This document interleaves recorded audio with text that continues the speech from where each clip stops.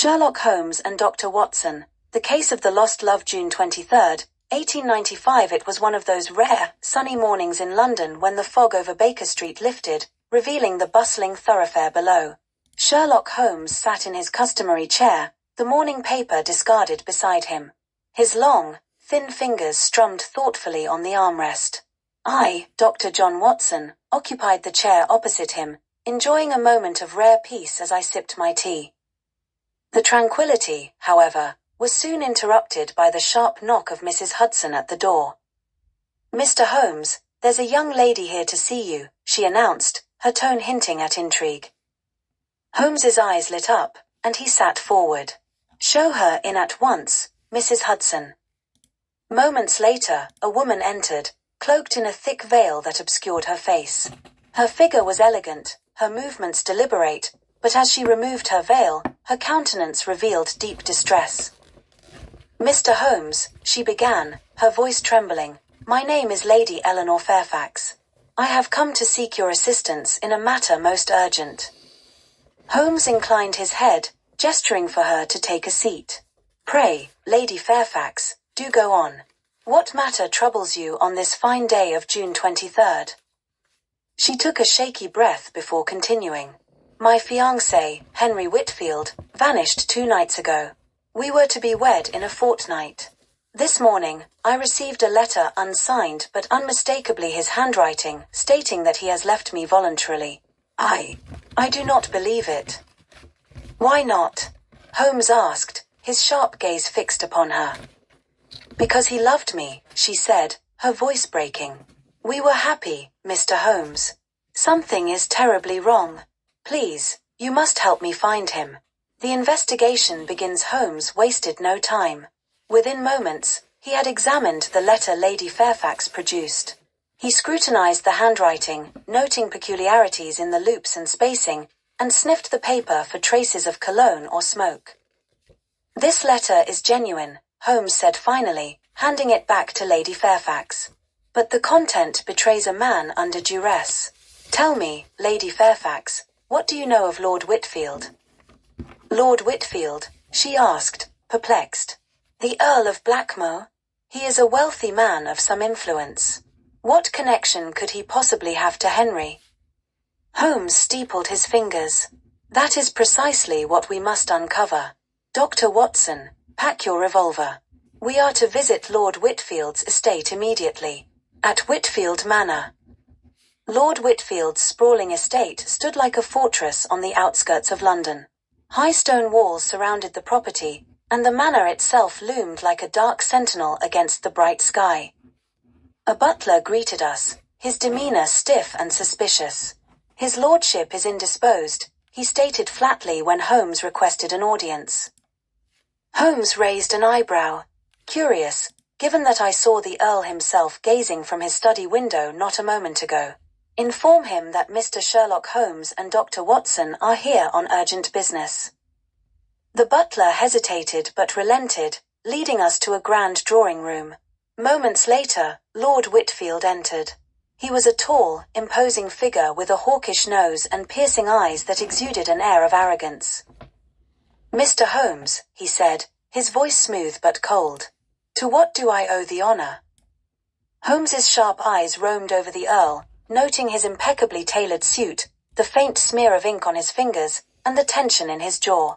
"We are investigating the disappearance of Mr. Henry Whitfield, your son." Lord Whitfield's expression darkened. "My son?" "Yes," Holmes replied. "He has gone missing under peculiar circumstances, and I believe you are well aware of this fact." Whitfield's hand tightened on the back of a chair. "I have no idea what you are insinuating, Mr. Holmes, but Henry is no concern of mine. The boy has always been weak, a disgrace to the Whitfield name. Yet you have taken an interest in him recently, have you not?" Holmes said, his tone sharp. "I observed a stack of letters on your desk addressed to Henry, written in your hand. Care to explain?" Lord Whitfield's eyes flickered with anger, but he remained silent. Holmes rose to his feet. "Very well, my lord. If you will not cooperate, we shall conduct our investigation elsewhere." As we left the manor, Holmes leaned in and whispered, "Watson, did you notice his agitation? Lord Whitfield knows far more than he lets on. We must tread carefully." The hidden clue Holmes directed us to a tavern in a seedy part of London. It was clear he had a lead, though he had yet to explain it. "What are we doing here, Holmes?" I asked as we entered the dimly lit establishment. "Lord Whitfield's butler," Holmes replied. His face betrayed a flicker of recognition when I mentioned Henry. "I suspect he frequents this tavern, and he may know more than he revealed at the manor." Indeed, it wasn't long before Holmes spotted the butler in a shadowy corner, nursing a glass of brandy. Holmes approached him with the ease of a practiced interrogator. "Good evening, sir," Holmes said, sliding into the seat opposite him. "You appear troubled. Perhaps you've seen or heard something that could assist in a certain inquiry of mine?"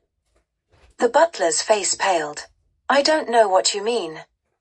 "Oh, I think you do," Holmes replied smoothly, producing a coin and sliding it across the table. "Lord Whitfield is not here to intimidate you. Speak freely."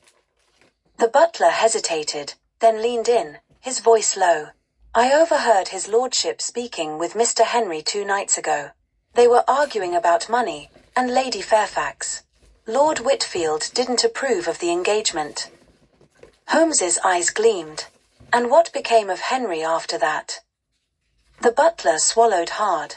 "His lordship sent him away. To the Blackmea Asylum."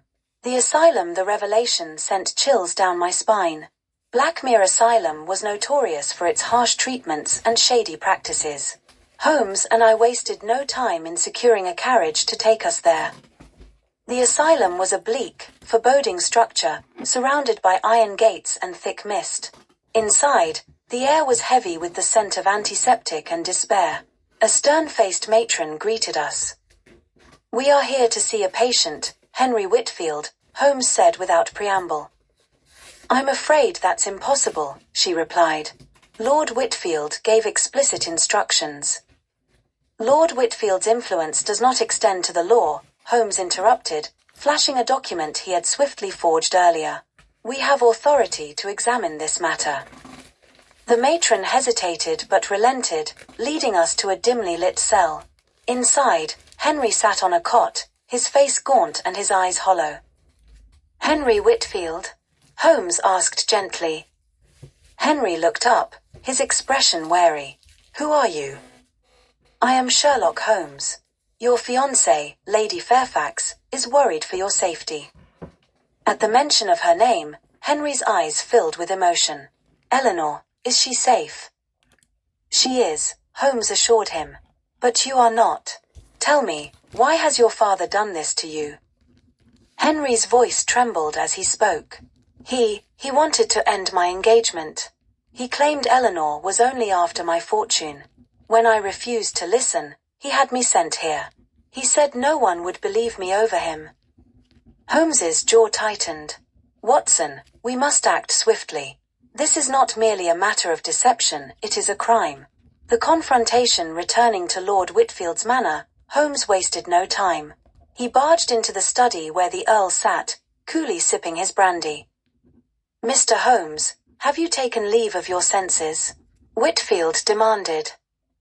"On the contrary, Lord Whitfield," Holmes replied, his voice cold. "It is you who will answer for your actions. I have retrieved Henry from Blackmea Asylum. He has told us everything."